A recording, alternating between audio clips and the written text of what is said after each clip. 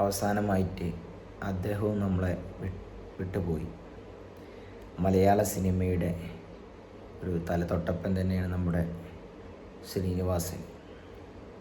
അദ്ദേഹത്തിൻ്റെതായിട്ട് ഒരുപാട് നല്ല കഥകളും നല്ല തിരക്കഥകളും ഒരുപാട് അദ്ദേഹം മലയാള സിനിമയ്ക്ക് സമ്മാനിച്ചിട്ടാണ് അദ്ദേഹം യാത്ര പോയിട്ടുള്ളത്.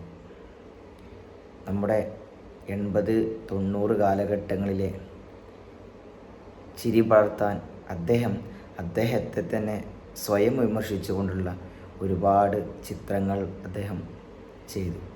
അത് അദ്ദേഹം അഭിനയിച്ചിട്ടും അല്ലാതെ മറ്റുള്ളവർ അദ്ദേഹത്തിന് തിരക്കഥയിൽ അഭിനയിച്ചിട്ടും അങ്ങനെ ഒരുപാട് നമ്മുടെ ലെജൻസായ മമ്മൂക്കയ്ക്കും ലാലേട്ടനും വേണ്ടി ഒരുപാട് കഥകളും തിരക്കഥകളും എഴുതിയിട്ടുള്ള അദ്ദേഹം ഇവരോട് അത്രത്തോളം അടുപ്പമുള്ള ഒരു വ്യക്തി കൂടിയാണ്. പലപ്പോഴും വിമർശിച്ചുകൊണ്ട് തിരക്കഥ എഴുതിയാലും ഇവരുടെ ഒരു ബന്ധം വളരെ വലിയ തോതിൽ ഉള്ളൊരു ബന്ധമാണ്. അത് നമുക്ക് പ്രത്യേകം എടുത്തു കാണാം. പിന്നെ മാത്രമല്ല, അദ്ദേഹത്തിന് ആരോടും ഭയമില്ലാത്ത, ആരോടും എന്തും തുറന്നു പറയാനും ഒരു കെൽപ്പുള്ള ഒരു എന്താ പറയുക, ഒരു വ്യക്തിയായിരുന്നു അദ്ദേഹം. ഒരു വിമർശനങ്ങൾ ഏറ്റുവാങ്ങാതെ അദ്ദേഹത്തിൻ്റെതായ അദ്ദേഹത്തിന് എന്ത് പറയാൻ ആഗ്രഹിക്കുന്നു, അല്ല ഇന്ന് നടക്കുന്ന ഓരോ പ്രശ്നങ്ങളും എടുത്തു കാണിച്ചു കൊണ്ടുള്ള ഒരുപാട് തിരക്കഥകൾ മലയാളത്തിൽ അദ്ദേഹം സമ്മാനിച്ചിട്ടുണ്ട്.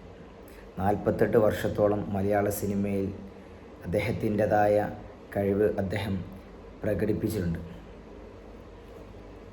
അദ്ദേഹം തന്നെ ഒരു വേദിയിൽ ഇങ്ങനെ പറയണ്ടേ, നമ്മുടെ മമ്മൂക്കയെ ലാലേട്ടനെ കുറിച്ചിട്ട്. മമ്മൂക്കയാണ് അദ്ദേഹത്തിൻ്റെ കല്യാണ ടൈമിൽ അദ്ദേഹത്തിൻ്റെ ആ ഒരു ബുദ്ധിമുട്ട് ടൈമിൽ എനിക്ക് സ്വർണം താലി കെട്ടാൻ സ്വർണം വാങ്ങി തന്നത്. നമ്മുടെ ഇന്നസെൻ്റാണ് ഇതിനുള്ള വേറൊരു സഹായം ചെയ്തത്. അങ്ങനെ അദ്ദേഹത്തിൻ്റെ പഴയ ഓർമ്മകളൊക്കെ അദ്ദേഹം ഇങ്ങനെ എടുത്തെടുത്ത് ഇങ്ങനെ ഒരുപാട് കാര്യങ്ങൾ, അതേപോലെ നമ്മുടെ ലാലേട്ടനും ശ്രീനിവാസനും തമ്മിലുള്ള ബന്ധം, ഇങ്ങനെ ഒരുപാട് എടുത്തു പറഞ്ഞാൽ ഒരുപാട് നല്ല നല്ല നല്ല സിനിമകളും അദ്ദേഹത്തിൻ്റെതായ നല്ല നല്ല കോമഡി കഥാപാത്രങ്ങളും അല്ലാതെയുള്ള വില്ലൻ കഥാപാത്രങ്ങളും ക്യാരക്ടർ കഥാപാത്രം ഒരുപാട് അദ്ദേഹം മലയാള സിനിമക്ക് സമ്മാനിച്ചു. എന്താ പറയുക, നമ്മുടെ ലെജൻസ് എല്ലാം നമ്മളെ വിട്ടുപോകണം. ഒരുപാട് നമ്മളെ ചിരി പടർത്തിയ നമ്മുടെ കൊച്ചിൻ ഹനീഫ, മാമുക്കോയ, പപ്പുചേട്ടൻ, ഒടുവിൽ ഉണ്ണികൃഷ്ണൻ, കലാഭവൻ മണി, കൽപ്പന ചേച്ചി, ഒരുപാട് അങ്ങനെ എടുത്തു പറയുന്ന ഒരുപാട് ആൾക്കാരുണ്ട്. അത്രത്തോളം ആളുകൾ മലയാള സിനിമയുടെ ഒരു സുവർണ്ണ കാലഘട്ടം ഇവരോട് കൂടി ഇങ്ങനെ അവസാനിച്ചുകൊണ്ടിരിക്കുകയാണ്.